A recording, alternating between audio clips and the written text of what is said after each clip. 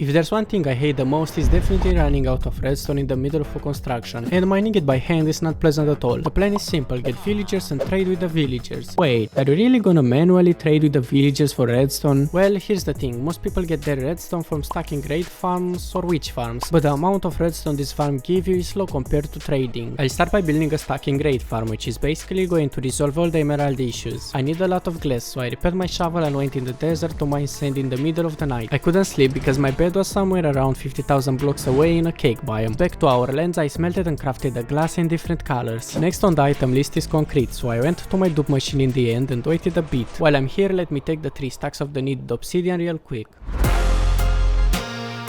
For the redstone items, I decomposed them into several raw materials to make it easier when I'm crafting. Starting with stone and cobblestone, I got my pickaxe, the haste beacon and mined in the same hole I dug in the last episode, which made it even bigger than before. Next I need 25 stacks of redstone and 13 stacks of redstone torches. So I went to my least favorite village in the world and chopped logs for sticks, which I traded for redstone. I think we are good to go home. Bye ugly village, now let's go in the nether to get quartz. And since I'm already here, let's get the glowstone too. Iron I got right here, and for the wood I'm going to plant and chop some trees. I don't know what happened here and why they are so naked, but okay. We need 2 more materials and we are done with the redstone items. I don't have a slime farm, so I'll just wait in the swamp until the night falls. I'm sorry, but you are going to be my first victim. While I was there, I also killed spiders and got some string for the bows. Then I crafted every single redstone item needed for the build. Meanwhile, I gathered everything else, which were mostly just a bunch of random items, which I put in these shulker boxes. For the farm to work properly, I need to find a place where mobs don't spawn at all, and the ocean seems to be the perfect place for that. I loaded a schematic of the farm, and this is how the farm is supposed to look when it's finished.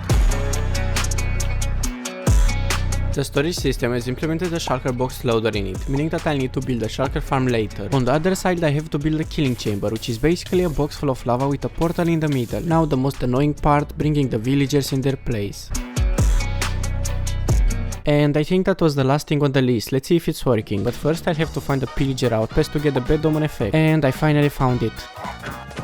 I hope everything is going to be as planned. Obviously it's not working as it's supposed to work. I think it's because of my sword. I have knockback on it and that makes the armor stand to fly. But hey, at least I got my first totem. Later. After many attempts and setbacks, I can happily say that it's finally working. It's incredible how many items this farm produces in just 1 minute. I still have to configure the storage system, which means that I need to build a shulker box farm. The farm I chose is pretty easy to build. I already have everything I need except the scaffoldings. I literally have 0 strings in the entire base. So I quit my shears and went into a mineshaft. Then I got every single cobweb I could find in the cave and went home, where I discovered that you can't craft strings on Java Edition. So I went back in the cave where I killed more spiders. And when I was about to leave, I found an enchanted golden apple, which increased my mood. Now I'll just have to wait until the bamboo grows. I don't wanna carry the shulker to 3 dimensions, so the best idea might be to actually build a farm right here.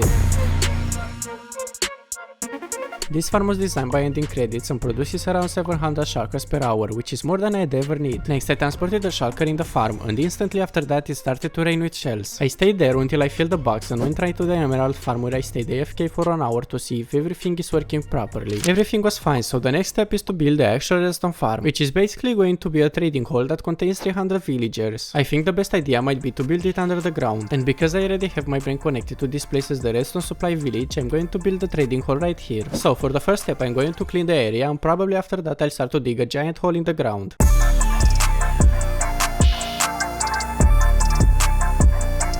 It's starting to take shape. I mean, it's a circle, I like it. I can't believe how many blocks I got just from the top layer. Next I'm going to dig the entire area 16 blocks into the ground, but before that I'll have to repair my pickaxes. And since I'm already away, I should get a beacon. You know what, I'm done. I'm just gonna steal one from the pillagers farm. And haste too. This is one of my favorite things in Minecraft. It's simply too satisfying. I started to make this hole 5 hours ago, and I just realized that I could have been using a flying machine with TNT dupers to dig it for me. Well, I guess now it's too late. Next I need 625 stacks of red concrete. So I collected a few flowers which I turned into red dye, which mixed with sand and gravel I crafted 16 red concrete powder. And I went to the end portal where I have the duping farm. So I put the powder in the right places, I flicked the lever, and the concrete is collected on the other side of the portal. After I waited for a while, I filled the boxes and went to the construction site where I began to place the concrete.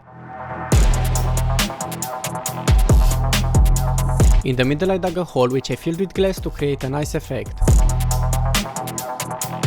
I need to put something in front of the villagers so they won't escape, and the red wool seems to bend the best with the environment. The problem is that I need to build a sheep farm, which I did, only that it required to travel through a long nether tunnel, through a cake biome and a giant sugarcane farm. But it was worth it because I finally reached the destination, which means that now I am able to breed the sheep. Back home I placed the carpets and a few extra details. As I progressed to my build, I came across this strange idea to create an alien eye that has 4 pupils and sucks the venom out of the circle, leaving it purified. Next I built this hole in the ground where I'm basically going to breed the villagers one by one until all the beds are filled. I forgot to record the part where I show you how I transport the villagers, but I have good news. I finally got 200 clerics, and if I break this wall there should be another 100. I have no idea why, but there's one enderman that's keep giving me blocks. I guess he's just trying to be friendly. I've never seen it, but hey, if you're the mysterious enderman and you are watching this video, I just wanna say hi. Finally, the moment everyone is waiting for. Let's grab the emeralds and test the farm. By the way, I need to fill these shulker boxes with redstone in 1 hour to complete the challenge, but if I don't, I'll have to mine the biggest obsidian end tower with my bare hands. So I started to trade as fast as I could, completing 10 boxes in 30 minutes. Thinking that I did a great job, I went up to place them on the ground, and that was the moment when I started to regret my words. If I wanted to complete the challenge, I had to be faster than before, but I had only 30 minutes to prove it to myself that I can do it.